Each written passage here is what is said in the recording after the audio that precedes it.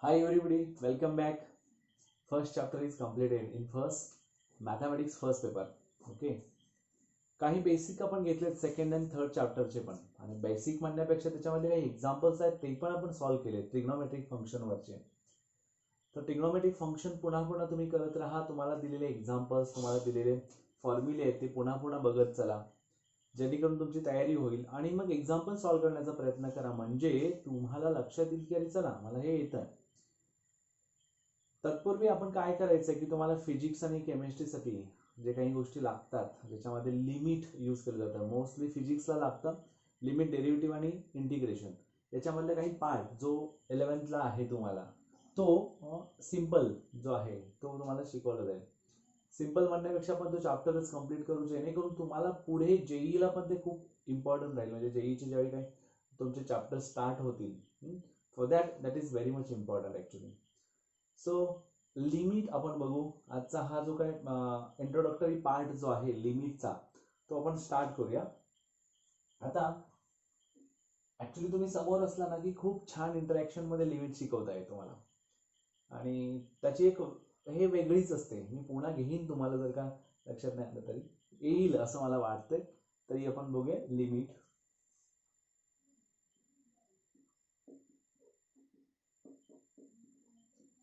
Actually कसं आहे, तुम्ही समोर असला की मी विचारतो की what is the limit. Limit म्हणजे काय? ओके, बऱ्याच जणांनी आता सांगितलं असेल तुम्ही लिमिट म्हणजे काय. लिमिट मराठीमध्ये त्याला आपण काय म्हणतो, अरे काय जर लिमिट आहे की नाही त्याला, असं पण म्हणतात ना. हा, काय अवघड आहे त्याचं, जरा पण लिमिट नाही आहे, नुसता लिमिट क्रॉस करतोय, काय वाटेल ते वागतो वगैरे असं म्हणतात ना. अगदी घरची लोक सुद्धा लिमिट हा शब्द वापरतात. लिमिटच्या बाहेर आहे त्याचं सगळं. म्हातारी लोक सुद्धा म्हणतात. लिमिटचा अर्थ काय? मर्यादा, मर्यादेच्या बाहेर वागतोय तो असं म्हणतात ना, मर्यादा. बरोबर. आता मर्यादा म्हणजे काय? एखादी घालून दिलेली गोष्ट. तुम्हाला ज्यावेळी प्रश्न विचारतो भरपूर भन्नाट असे वेगवेगळे आन्सर्स तुमच्याकडून येतात, पण हे आता गरजेचं आहे. बाकीच्या टीचर लोकांशी मी चर्चा केली, जेवढे पण लेक्चरर्स आहेत. फिजिक्सच्या सरांनी सांगितलं की सर हे घेतलं तर खूप बरं होईल, म्हणजे जसं आम्ही दरवेळी एकमेकांशी ठरवून करतो की नाही, ह्या गोष्टी घेतल्या की आणखीन तुम्हाला फिजिक्स चांगल्या पद्धतीने करता येतं. Means mathematics is the language of physics, बरोबर आहे ना. म्हणून हे खूप इम्पॉर्टंट आहे. आता मग याच्यामध्ये काय होतं, आपण हे घेत असताना, हे शिकत असताना काळजीपूर्वक लक्ष देऊन ऐका की हे काय नेमकं आहे, व्हॉट इज लिमिट. एकदा का तुम्हाला लिमिट आला की तुम्हाला कंटिन्युटी येतो, कंटिन्युटी आला की डिफरन्शिएशन येतो, आणि डिफरन्शिएशन आला की इंटिग्रेशन येतो, इंटिग्रेशन आला की डिफरन्शियल इक्वेशन येतात, आणि याचे सगळे ऍप्लिकेशन्स आपल्याला जमतात. म्हणजे फुल इंटिग्रल कॅल्क्युलस, डिफरन्शियल कॅल्क्युलस, या सगळ्या गोष्टी, कॅल्क्युलसचा पार्ट क्लिअर होतो. त्यासाठी लिमिट येणं गरजेचं आहे. आता हा लिमिट शिकायचा आहे आपल्याला, बरोबर आहे. तर लिमिट म्हणजेच काय? मर्यादा. बरं, मर्यादा पुरुषोत्तम कोण आहेत आपले? मर्यादा पुरुषोत्तम कोण आहेत? श्रीराम आहेत, बरोबर आहे ना. आता श्रीराम मर्यादा पुरुषोत्तम का म्हटलं जातं त्यांना?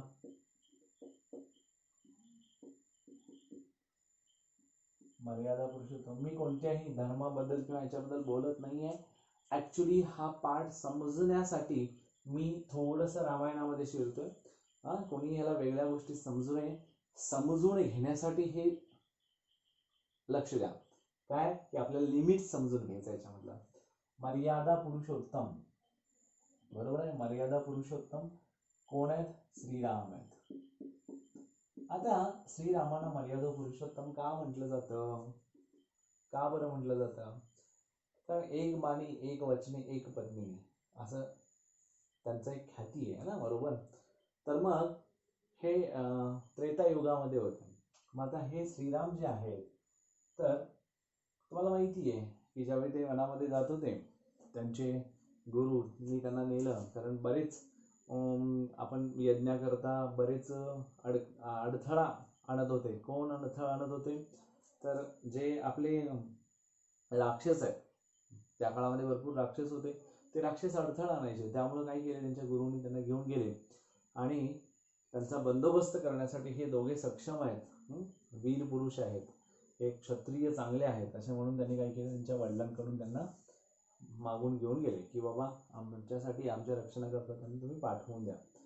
ते गेले त्या ठिकाणी. ह्या सगळ्या गोष्टी करत असताना स्वयंवर होतं, बरोबर आहे का? सीतेचं स्वयंवर होतं, सीता स्वयंवर होतं. आता सीता स्वयंवर होतं हे खरं आहे, बरोबर आहे, पण ज्यावेळी सीता स्वयंवर होतं त्यावेळी ते सीता मैयाला घेऊन येत असतात, घरी घेऊन येतात. आणि इकडे ज्यावेळी समजते की सीता स्वयंवरामध्ये सीतेला त्यांनी काय केलेलं आहे, सीता स्वयंवरामध्ये सीतेला त्यांनी काय आपण म्हणतो त्याला ते जिंकलेलं आहे ना. पूर्वी स्वयंवर व्हायची आणि त्यातून मग लग्न व्हायची. मग भरपूर राजा रजवाड्यांमधून त्यांनी काय केलं की त्या पद्धतीनं तो शिवधनुष्य वगैरे तोडला. तुम्हाला सगळं माहिती आहे, आता रामायण तुम्ही ऐकलंय, कारण रामायण बघितलं सुद्धा, महाभारत बघितलं असेल. कारण कोविड-19 जो 19 व्हायरस आहे त्याच्यामुळे सगळेजण घरी बसले, तर घरी बसून काय करायचं हा प्रश्न होता. त्यावेळी शासनानं काय केलं की तुम्हाला रामायण आणि महाभारत बघायला सांगितलं. तर मग रामायण आणि महाभारत बघितलं. त्यावेळी रामायणामध्ये तुम्हाला ही माहिती आहे ते येतात आणि त्याच्या अगोदर इकडे राजमहालामध्ये एक वेगळीच गोष्ट घडतीये. कोणती गोष्ट घडतीये तर अतिशय काळजीपूर्वक लक्ष देऊन ऐका, मी प्रश्न विचारणार आहे नंतर. समोर असतं तर खूपच बरं झालं असतं. बरेच जणांना टेन्शन काय घ्यायचंय, सर प्रश्न विचारणार पण आपण समोर पुढे दिसतोय, तुम्हीच मला बघताय ऐकताय, बरोबर आहे. तर मग होतं काय, इकडे सगळ्यात प्रिय अशी त्यांची पत्नी, कोणाची, दशरथ महाराजांची पत्नी, बरोबर आहे. आणि तिनं वर मागितलेलं असतं. पूर्वी सांगितलेलं असतं की मला दोन, म्हणजे महाराज म्हणतात की तुला जे पण वर मागायचे ते माझ्याकडे माग. मग काही काय म्हणते की नाही, मी ज्यावेळी वेळ येईल ना त्यावेळी तुमच्याकडे मागते. आणि ती अशी वेळ आली.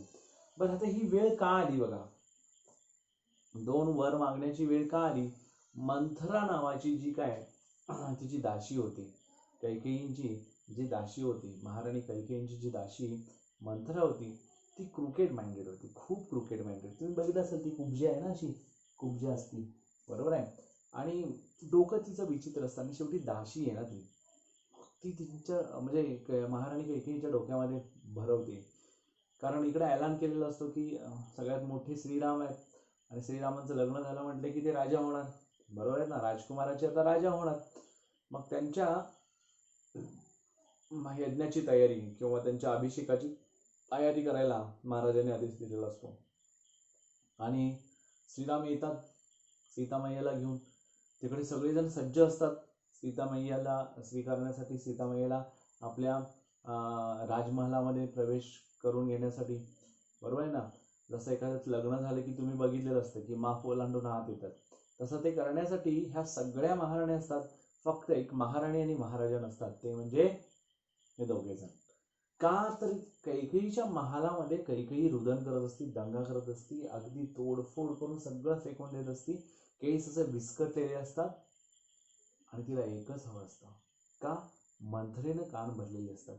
की मंथरा म्हणते, अगं तुझा आता तुझे काय आहे, भरत हा त्यांचा पुत्र ना. सगळ्यात महत्वाची गोष्ट काय की कैकेयीला श्रीराम सुद्धा खूप आवडत असतात, कारण ते लहानपणापासून त्यांचे जास्त काळजी आपले सुमित्रा आणि कौशल्याचे जे पुत्र असतात, कौशल्याला जेवढं हे नाही तेवढं जास्त केअर कोण करायच्या, कारण खूप प्रिय होते, सगळ्यांना आवडायचे. श्रीराम सगळ्यांना आवडायचे. कैकेयी सुद्धा लाडकी आई होती आणि लाडके सुपुत्र कोण होते, श्रीराम होते. आणि मग तरी सुद्धा काय झालं बरं, तर मंथरेनं कान भरलं.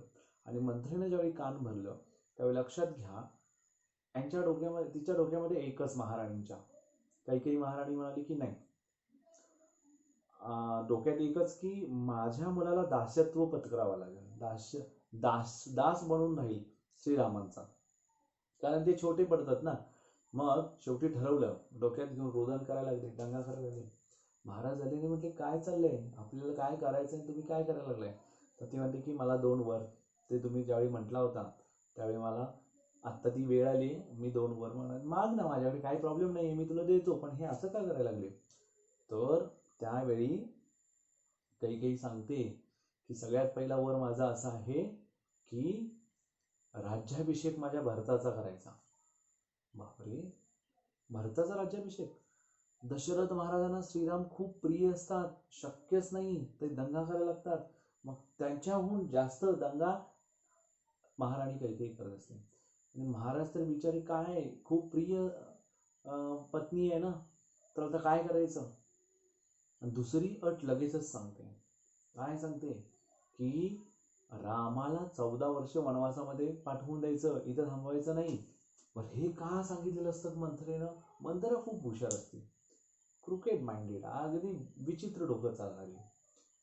असं म्हटल्यानंतर दशरथ महाराजांचे हातपाय गळून जातात. काय बोलायचं समजत नाहीये. ते नाही नाही म्हणत असतात, ते तयारच नसतात आणि कोसळतात. हृदयघात झाल्यासारखं कोसळतात एकदम. तरी सुद्धा ही हट्टपणा सोडत नाही. आणि मग शेवटी तिकडे हे सगळं होतं आणि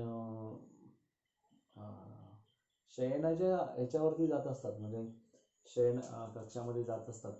त्यावेळी इकडून महाराज म्हणतात हे मी नाही, मला नाही शक्य आहे. मग राणी भयानक हे झालेली असते. महाराणी कैकेयी म्हणतात की नाही, मी ह्याला सांगते श्रीरामाला, रामाला बोलवून घ्या. नाही म्हणत असतात, नाही म्हणत असतात. तरी पण शेवटी मग काय केलं जातं, हेच स्वतः पाठवून देतात आणि श्रीरामानं बोलवून आणतात. श्रीराम जसे येतात, मग श्रीरामांच्या अंगावरती भगवे वस्त्र असतात, अजून आभूषणं वगैरे सगळे उतरवलेली असतात. शयन कक्षामध्ये जात असताना प्रत्येक जण काय करतो की आपले आभूषणं उतरवतो. मग तसंच त्यांच्यासोबत कोण, सीतामय्या येते. कारण जिथं जिथं श्रीराम तिथं तिथं सीतामय्या, आणि जिथं जिथं श्रीराम तिथं तिथं लक्ष्मण भैया. मग सीतामय्या एका बाजूनं, लक्ष्मण भैया, हे सगळे तिघ जण येतात. होतं काय की हे वडिलांना बघतात, धारातरती कोसळलेले आहेत, रुदन करतायत. ते हाताला पकडून विचारतात की बाबा काय झालं सांगा तुम्ही. महाराजांना विचारतात दशरथ महाराज काय. तर दशरथ महाराज काही बोलण्याच्या स्थितीत नसतात. त्यावेळी कैकेयी त्यांना सांगते. पण मी ह्या पार्श्वभूमी सांगायला, त्याच्या पुढे ॲक्च्युली आहे आपलं लिमिट. तर मग सांगते की काय झालं. आणि ती म्हणते की रामा, आता हा जो काय मी वर मागितलाय, त्याने पूर्वी मागायला सांगितलं होतं, आणि माझा वर पहिला मी असा मागितला की की तुझा राज्याभिषेक नाही, माझ्या भरताचा राज्याभिषेक करायचा. दुसरं कोण असतं तर दंगा केला असता, हे मी नाही, हे तू नाही, हे नाही, असं तसं भावावर मारतोच मग मी तोडतो वगैरे. श्रीराम हसले आणि म्हटले बस इतकंच. बाबांना हाताला धरून म्हणतात की तुमच्या रामावर विश्वास नाही की मी हे मान्य करणार नाही, असं वाटलं का तुम्हाला. का तुम्ही एवढे त्रास करून घेतात. बघा श्रीरामांचं किती प्रेम होतं वडिलांवरती, आईवरती, भावावरती. बंधुप्रेम काय असावं हे शिकवतात. सावत्र भाऊ तरी सुद्धा ते तयार झाले. बरं एवढंच नाही, कैकेयी आणि पुढे सांगतीये. काय सांगतीये, श्रीरामा तुम्हाला 14 वर्ष वनवास सुद्धा भोगावा लागेल. हसत हसत स्वीकारलं त्यांनी. वा, माझ्या ह्याच्यामध्ये हे असेल माझ्या आयुष्यामध्ये तर मी तेही स्वीकारायला तयार आहे. हे सगळं होतंय. त्याच्याही पुढे ती म्हणते वनवासाला आत्ताच्या आत्ता निघायचं, कारण तिला माहित होतं जर का हे अयोध्येमध्ये सगळीकडे पसरलं, असं असं झालंय तर लोक मारतील. आणि मंथराज ते सांगतील की नाही नाही आत्ताच्या आत्ता जाऊ देत, उद्या नाही. लगेचच ते सांगतात. आणखीन त्रास होतो दशरथ महाराजांना, खूप त्रास होतो.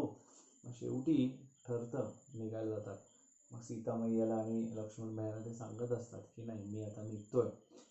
तर सीतामय्या नाही म्हणते. बघा पतिव्रता कशी असावी, तर ती शिकवतात की त्याच्यामधून लक्षात येतं की पतिव्रता म्हणजे काय, पतिव्रत धर्म काय असतो तर ते शिकवतात की जिथं जिथं तुम्ही तिथं तिथं मी. म्हणजे मी कितीही राजकन्या होते, मी ऐश्वर भोगलं, पण आता जिथं मी आली आहे तुमच्यासोबत, तुम्हाला जे जे काय असेल ते माझ्यासाठी, तुमचं जे जे ते माझं जे असणार, म्हणजे तुमच्यासोबत मीच येणार. शेवटी लक्ष्मण भैया ते तर राहूच शकत नाहीत, बरोबर आहे. त्याची स्टोरी वेगळी आहे, कारण लक्ष्मण भैया आणि श्रीराम ह्या दोघांचं खूप जुळायचं. आणि इकडे भरत आणि शत्रुघ्न हे दोघे खूप एकमेकाला अटॅच होते. ह्याचं कारण म्हणजे ते फळ, म्हणजे खाल्ल्यानंतर सुमित्रेनं 2 मग भाग करून दिले, ते त्यातलं प्रकार येतो. तर मग हे जे आहे तर त्या पद्धतीनं लक्ष्मणजी पण ऐकायला तयार नाहीत. मग शेवटी उर्मिलेला सांगितलं. मग माहिती आहे तुम्हाला, उर्मिला 14 वर्ष झोपूनच होती. उर्मिला ही लक्ष्मणजींची पत्नी. मग झालं असं की इथं हे तिघं पण जायला निघाले. तोपर्यंत बातमी पसरती ना सगळीकडे. मग निघाले आणि तुम्हाला माहिती आहे विचारांच्या खडाव सुद्धा भरत महाराजांनी, म्हणजे भरत काही राजामध्ये भरत महाराज गेले होते मामांकडे आपल्या, आणि तिथं त्यांना तो निरोप समजला. आणि ते येत आहेत तर सकाळी सकाळी ते जंगलात शिरायच्या अगोदर येतात आणि तिथं त्यांना म्हणतात की नाही, मी अशा पद्धतीनं करणार आहे, मला बाकीचं काही सांगायचं नाही, मी तुमच्या पादुका घेऊन त्या पद्धतीनं तुमच्या आश्चर्याखालीच मी काय करणार आहे, जीवन व्यतीत करणार आहे आणि राज्यकारभार सांभाळणार आहे. तर मग खडाव पण गेले, बेअरफूट ते निघाले तिघं. पंचवटी या ठिकाणी आले. तुम्हाला माहिती असेल पंचवटी मन भावन आहे ना, एक ते सुंदर असं त्याच्यामध्ये एक सॉन्ग आहे. मग त्यांनी काय केलं तुम्हाला माहिती आहे, पंचवटी या ठिकाणी सुंदर असं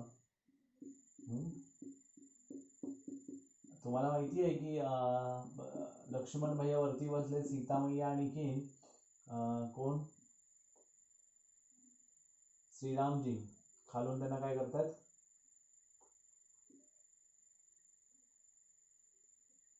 बरोबर, सीतामैया आणि श्रीरामजी त्यांना गवत वगैरे देत आहेत, झावळ्या देत आहेत, वरती झोपडी तयार करायला, झोपडी तयार करायला, बरोबर. आणि मग ही झोपडी तयार होते सुंदर अशी, आणि बाजूनं तुम्हाला माहिती आहे सुंदर अशी नदी ओढा असं काय असेल ना, दाखवले तुम्हाला, बघितलं असं विचार असे, आणि छान छान छान छान असं बाजूला वृक्ष पण आहेत. नाशिकच्या ठिकाणी जे आहे ना पंचवटी तिथं. आणि मग सुंदर असे गवत उगवलंय त्या ठिकाणी, छान छान असं. आता जसा परिसर हिरवागार दिसतोय तसा हिरवागार परिसर आहे त्या ठिकाणी, बरोबर. खूप छान अशा पद्धतीनं पंचवटी ठिकाणी सुंदर. पंचवटीचा अर्थ पण वेगळा आहे, मी कधीतरी आपण एकत्र असताना सांगू मी. तर इथं येतात आणि यांचं काय होतं, ही छान अशी तयार होती कुटी, पर्णकुटी आपण त्याला म्हणू. आणि मग या पर्णकुटी तयार होत असताना त्या ठिकाणी अचानक काय होतं, एक सुंदर नारी येते. एक सुंदर नारी येते. श्रीरामांना बघितल्यानंतर ती अशी घायाळच होते एकदम. अरे वा, त्यांचा तो सुडोल बांधा जबरदस्त, त्यांचं ते व्यक्तिमत्व, त्यांच्या चेहऱ्यावरचं तेज, त्यांचे ते आता 6 पॅक आणि हे पूर्ण पॅक सगळे बघून ती अशी घायाळ होते त्यांच्या त्या दिव्य स्वरूपावरती. आणि विचार करते की अरे वा, आणि तिच्या बाजूला बघते, ती म्हणते अरे वा, तिन्ही लोकांमध्ये इतकी सुंदर नाही अशी ही स्त्री, जिच्यावरती आभूषणं नाहीत, काहीच नाही, आणि पण सुंदर दिसायला लागली, कोण आहेत ही. पण तिचं मन श्रीरामांवरती येतं. आणि श्रीराम हे भगवंत आहे, त्यामुळं ते दिसायला खूप सुंदर, त्यांचं स्वरूप खूप सुंदर आहे. मग शेवटी ही ना एक विचार घेते डोक्यात, आणि एका सुंदर लावण्यवती एका स्त्रीचं काय करते, रूप घेते, सुंदर आभूषणं वगैरे, आणि अगदी अशी ठुमकत मुरडत जाती. आणि ठुमकत मुरडत जात असताना काय होतं की तिथे येऊन पोहोचते, इथे श्रीराम आणि सीतामैया उभे आहेत. आणि श्रीराम आणि सीतामैया इथे उभे आहेत, वरती लक्ष्मण भैया बसलेले आहेत. आणि ती विचारते, सध्याच्या भाषेमध्ये आपण प्रपोज करणं म्हणतो, तर ते डायरेक्टली विचारते की मला तुमच्याशी काय करायचं, लग्न करायचं. मग श्रीराम हसतात आणि ते म्हणतात की माझी सुविद्य सुशील अशी पत्नी आहे, ती आता माझ्याकडून काही शक्य नाही आहे, माझा भाऊ तेवढा रिकाम्यावरती बसलाय, त्याला विचारा. आणि मग लगेचच हळूच तिची नजर अशी वरती जाते, आणि मग लगेचच ती लक्ष्मणजींना विचारते. म्हणजे हिथं कसं दाखवलं गेलंय बघा, एखाद्यावरती प्रेम जडतं आणि दुसऱ्याला लगेच विचारणं, म्हणजे तो सोडला आणि लगेच दुसऱ्याला, राक्षसी भाव दाखवला जातो ह्यातून. म्हणजे किती राक्षसी प्रवृत्ती आहे ती, किती विचित्र गोष्ट आहे ती, हे याच्यामधून दाखवलं जातं. म्हणजे रामायणामध्ये आपण बऱ्याच गोष्टी शिकतो, तसं हित आहे, जसं आता आपण लिमिट शिकणार आहोत, या गोष्टी त्याच्यामध्ये आलेत, म्हणून ती गोष्ट तिथंपर्यंत जाण्यासाठीच्या ह्या सगळ्या गोष्टी आहेत. म्हणून मग ह्या गोष्टी आहेत, लक्षात आलं की हां मग लक्ष्मणजी म्हणजे जबरदस्त गुरुतत्व आहेत ते, बरोबर आहे ना. ज्यावेळेस विचारते तोपर्यंत काय करतात ते पटकन एक शस्त्र टाकतात आणि नाक कट करतात.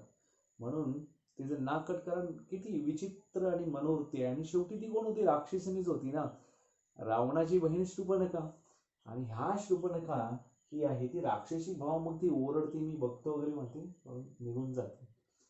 आणि मग सगळं जाते, अगदी रडत रडत रडत दंगा करत जाते. आणि असे अगदी तर्र झालेले तिचे बंधुराज आहे ना, रावण आणि त्यांचे मामा मारीच एकत्र बसायचे. आणि शेवटी भाच्याला मामा खूप प्रिय असतो आणि मामा बरोबर शेअर करायला खूप आवडतं, म्हणून मामा सगळं शेअर करत असतात, अगदी असं आहे ना.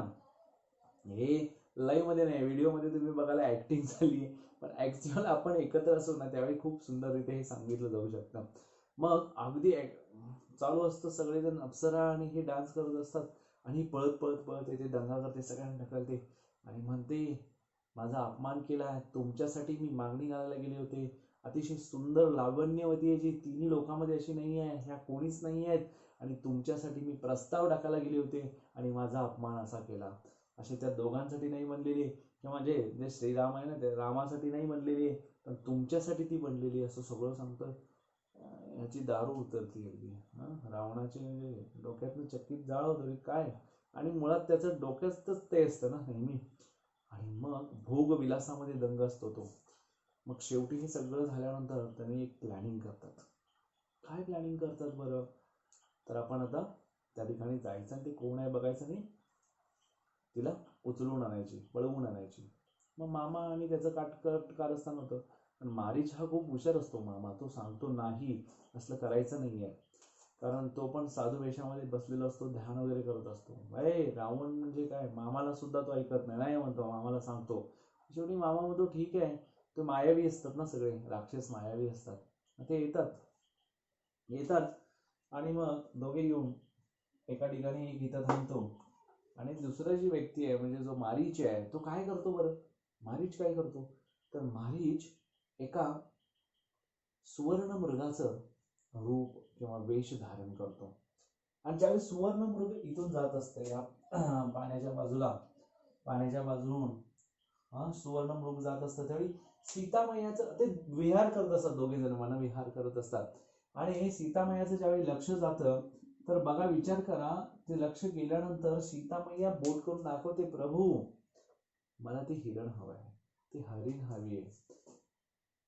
बघतात श्रीराम तर जगाचे पालन करत आहेत, जगाला जन्माला घालणारे आहेत.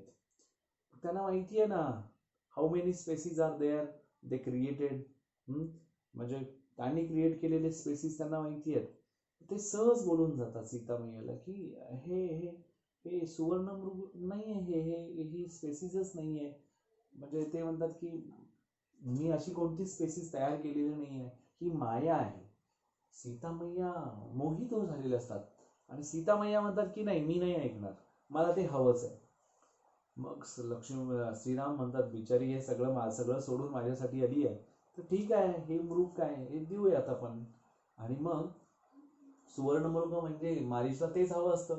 कसंही करून श्रीरामाला तिथून काय करायचं असतं, बाजूला न्यायचं असतं. मग सीतामय्या ऐकत नाहीत, खूप हट्ट करतात. आणि माहिती आहे हट्ट स्त्रियांचा खूप अवघड असतो, मला माहिती आहे. तर हा हट्ट त्यांना परवडणारा नव्हता. मग त्यांनी काय केले की ठीक आहे, मग ते निघून जातात. कुणाच्या मागे? त्या हरणाच्या मागे. आणि मग हाक देतात, लक्ष्मणाला सांगतात की लक्ष्मणा, सीतेची काळजी घे. आणि मग ठीक आहे, हे निघून जातात. आणि मग लक्ष्मणजी आतमध्ये असतात, त्यांचं काम सुरू असतं. तोपर्यंत मोठ्याला आवाज येतो, सीते, लक्ष्मणा, वाचवा. तर हा आवाज कोणाचा? तर त्या ज्यानं वेश धारण केलं होतं हरणाचं, तो कोण? मारीच. त्याचा तो श्रीरामांच्या आवाजाचा आवाज काढलेला असतो. सीतामय्या घाबरतात, अरे प्रभूंना काहीतरी होईल, ते संकटात आहेत. म्हणून लक्ष्मणजींना हाक मारतात. आणि लक्ष्मणजी येतात. लक्ष्मणजींना माहिती असतं काही प्रॉब्लेम नाही. लक्ष्मणजी म्हणतात, कोण संकटात आहे? श्रीराम कधीच संकटात येऊ शकत नाही. त्या तिन्ही लोकांमध्ये असं कोणीच नाहीये ज्यांना संहार करू शकेल किंवा त्यांना त्रास देऊ शकेल. किंवा ते संकटात असणं कठीण आहे म्हणजे, की मग सीतामाईंनी खूप त्यांना बंधू प्रेमावरचं बोललेलं आहे. म्हणजे त्याच्यामध्ये तुम्ही वाल्मिकी रामायण बघितलं तर त्याच्यावरती भरपूर प्रवचनं चालतील. पण त्याचं म्हटल्यानंतर मग सीतामय्याला तर काय करायचं, हा ते कधीच तोंडाकडे बघत नव्हते. सीतामय्याच्या चरणांकडेच त्यांचं लक्ष असायचं नाही, चरणांवरती. म्हणजे किती त्या पद्धतीनं पूर्वी लोक राहायचे बघा. आणि मग शेवटी ते भरपूर ऐकवल्यानंतर मग शेवटी लक्ष्मणजी म्हणतात की ठीक आहे, खूप काय काय बोलतात. लक्ष्मणजी हात जोडतात आणि म्हणतात की ठीक आहे, तुम्ही इथं राहा. मग ते काय करतात, ग्रेन्स आणतात. आणि त्या ग्रेन्स काय म्हणतात, मंत्रोच्चाराने ते त्या झोपडीभोवती टाकतात. काय करतात, त्या झोपडीभोवती टाकतात. पूर्ण असं सगळे असे काय केलेले असतात, ते मंत्रलेले, मनातून मंत्रलेले असतात. मंत्रोच्चाराने ते त्याला व्यवस्थित असं टाकून सोडलेलं असतं. मग शेवटी काय होतं, ते जायला निघतात आणि म्हणतात सीतामाईला तुम्ही आतच राहा, याला क्रॉस करून तुम्ही बाहेर येऊ नका. ते सांगतात पहिलाच की ते तुम्ही क्रॉस करून येऊ नका. मग सीतामय्या ठीक आहे म्हणतात, आत जातात. आणि डबा धरून बसलेला एक व्यक्ती जो इथं आहे तो हळूच हे सगळं बघत असतो. श्रीराम गेले, खुश झालेला असतो. लक्ष्मणजी पण जातात आणि मग तो म्हणतो की चला, आपली आयडिया परफेक्ट झाली आहे. म्हणजे आपण ज्या आयडियानं आलो होतो, ज्या कल्पनेनं आपण आलो होतो, ती कल्पना सक्सेसफुल झाली आहे. तर मग तो बाहेर येतो.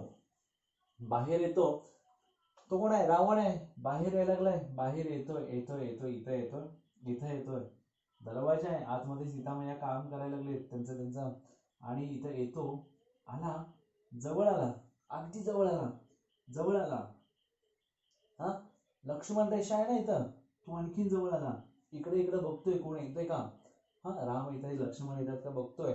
अजून जवळ येतोय आणि ह्याला टच करतोय आणि एकदम काय होतोय माहितीये, तुम्ही बघितलंय. पटकन टच केल्या शॉक, त्याला शॉक बसतोय. अरे म्हणतोय काय झालं, अवघड आहे, हे लांघणं शक्य नाही आहे. म्हणजे ही रेषा आहे, ती पार करून जाणं अवघड आहे. परत मागे सरतो, परत हळूहळू टच करतो, परत त्याला झटका बसतो. मग तो विचार करतो, अरे हा, लक्ष्मणानं काय केलंय, सीतेच्या संरक्षणाकरता ही काय केलेली आहे, लक्ष्मण रेषा मारलेली आहे. बुद्धिमान असतो तो, लगेच विचार करतो. ऍक्च्युली तो ब्राह्मण असतो, पण राक्षस कुळामध्ये जाण्याचं कारण काय, राक्षसी प्रवृत्तीमुळे त्याला राक्षस म्हटलं जाते. मग झालं काय की तो काय करतो की त्याला माहिती आहे की राजे रजवाड्यांमध्ये सगळ्यात जास्त काय केलं जातं, संन्याशांना जास्त मान दिला जातो आणि त्यांना भिक्षा वगैरे जे काय मागितलं ते दिलं जातं, कुणी नाकारत नाही.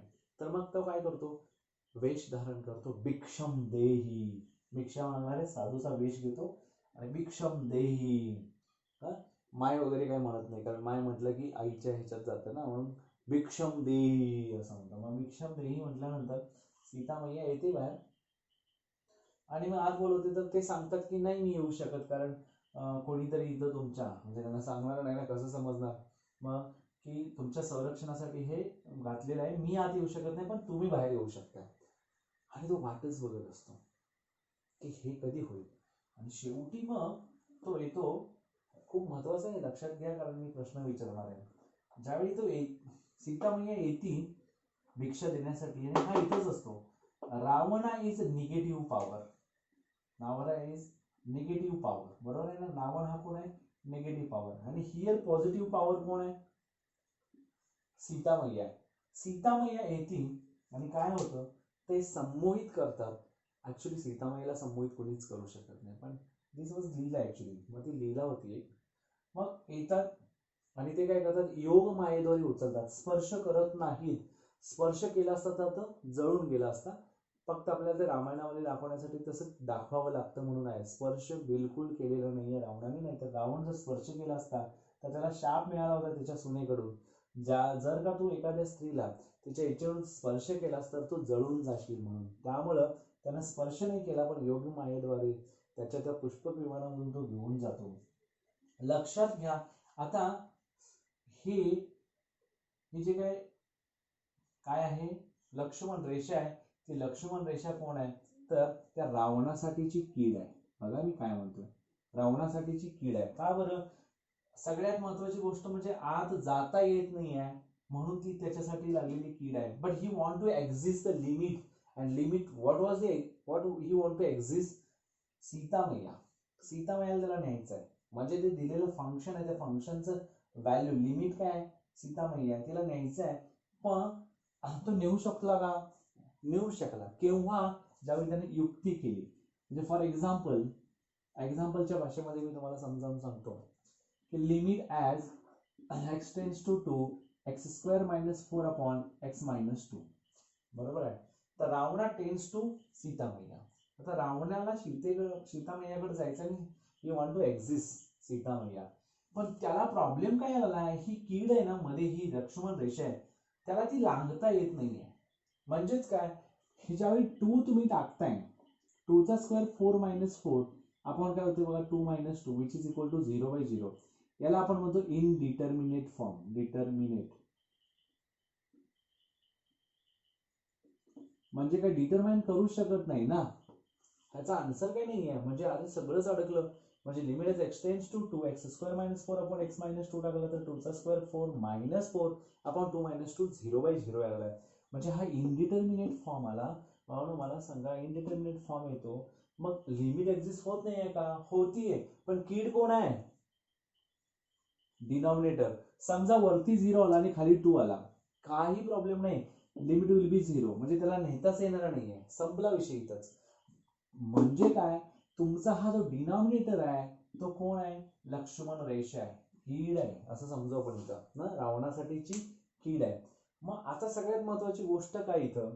तर ही कीड घालवायची कशी? मग त्यानं जशी युक्ती सुचली की साधूचा वेश धारण केला, लाईक दॅट. याच्यामध्ये देखील वेगवेगळ्या युक्त्या आपल्याकडे आहेत. बरोबर आहे. त्या युक्त्या वापरायच्या. त्याच्यामध्ये मग फॅक्टरायझेशन आहे. फॅक्टरायझेशन असं म्हणतो. फॅक्टरायझेशन मेथड म्हणजे स्वतःला चेंज करा, फॅक्टराइज करा. बरोबर आहे. जसं साधू बनून गेला तो. सेकंड आहे तो रॅशनलायझेशन आहे, रॅशनलाइज करा. तिसरा आहे तो सिम्प्लिफिकेशन आहे.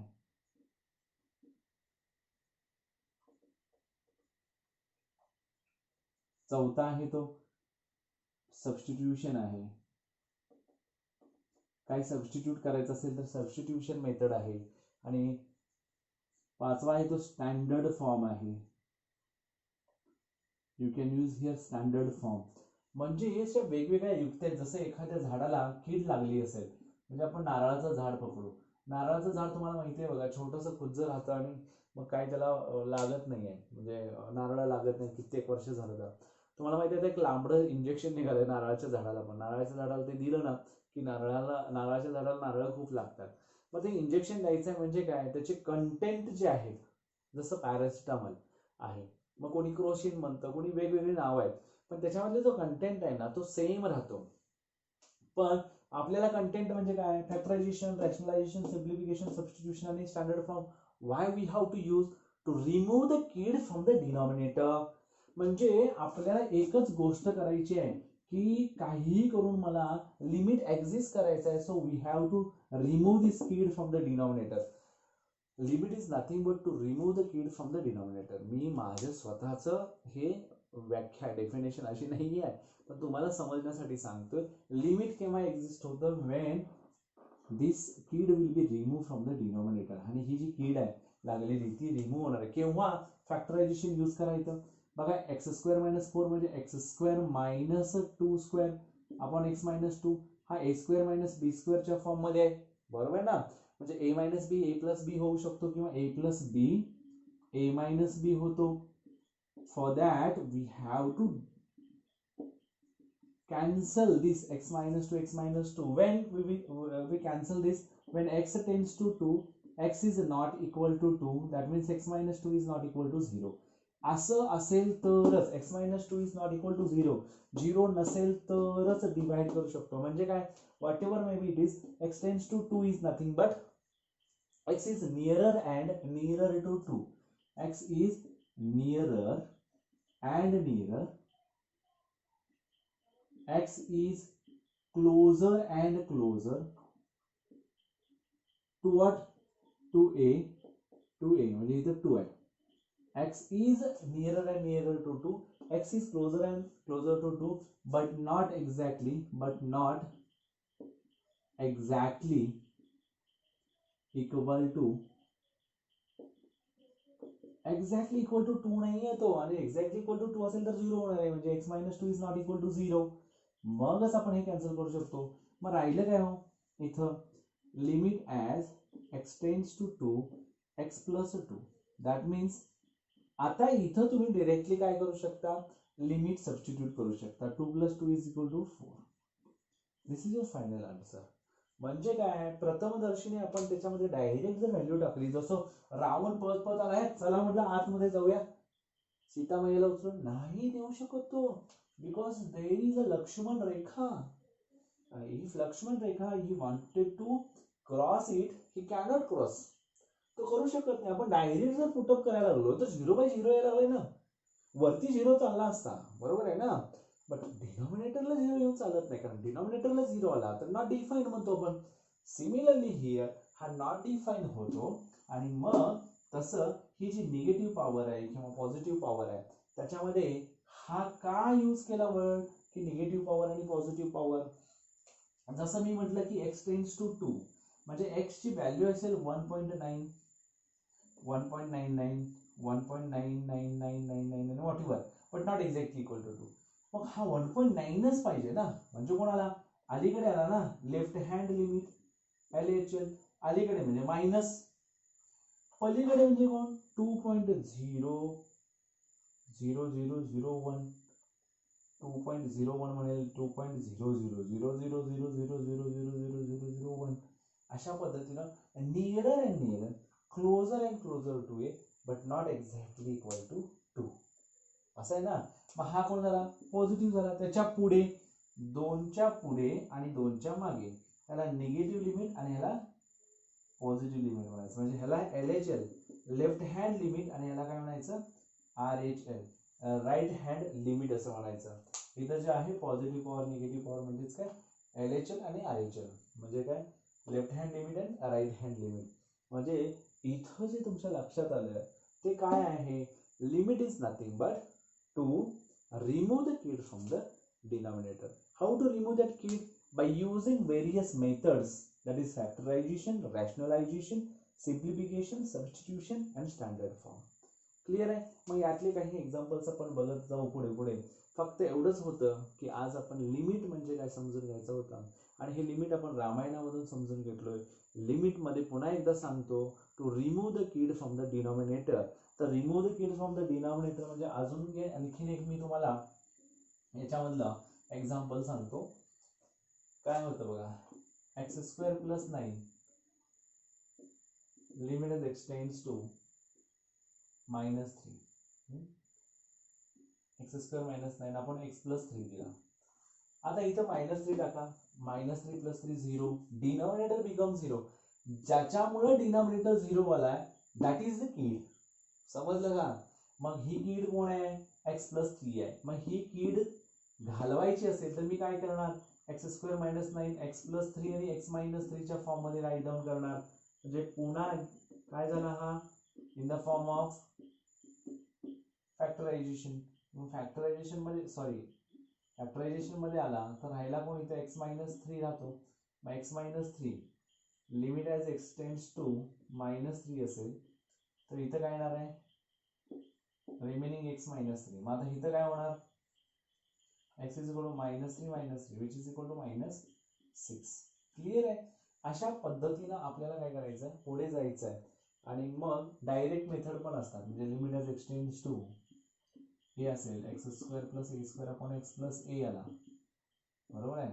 तर याचा आन्सर काय येणार, a² + a² upon a + a. हे डायरेक्ट झालं, म्हणजे ज्याचा मुळे 0 येत नाही ना, डिनॉमिनेटर होत नाही ना, डायरेक्ट यूज करा, मग काय प्रॉब्लेम नाही. 2a² upon 2a, 2 cancel, a² upon a answer. म्हणजे ह्याचं आन्सर a का आलं, बिकॉज डिनॉमिनेटर 0 होत नाहीये म्हणून तो आला. म्हणून ज्याचा आपण डिनॉमिनेटर 0 व्हायलाय दॅट इज द कीड, आणि we have to remove that कीड is nothing but limit. Limit काढायचा म्हणजे काय, ज्याच्यामुळे डिनॉमिनेटर 0 व्हायलाय ना त्याला उडवा, तो कसा उडवायचा, how to eliminate, how to remove from the denominator. We can remove it by using त्याला मराठीत युक्ती असं म्हणतो, by using factorisation method, rationalisation method, simplification method, substitution method and standard form. आणि मग पुढे पुढे जसं जाऊ आपण त्यामध्ये वेगवेगळ्या गोष्टी ह्या बघत जाऊ. मग ऑफिशियल त्याची डेफिनेशन काय आहे, ॲक्च्युअल लिमिट म्हणजे काय, लेफ्ट हँड लिमिट काय असतं, राईट हँड लिमिट कसं असतं, आणि मग स्टँडर्ड फॉर्मपर्यंत आपण पोहोचू. तोपर्यंत thank you very much. Please comment करा, समजून घ्या. इथं कुठल्याही धर्माचा किंवा याचा प्रचार नाही आहे.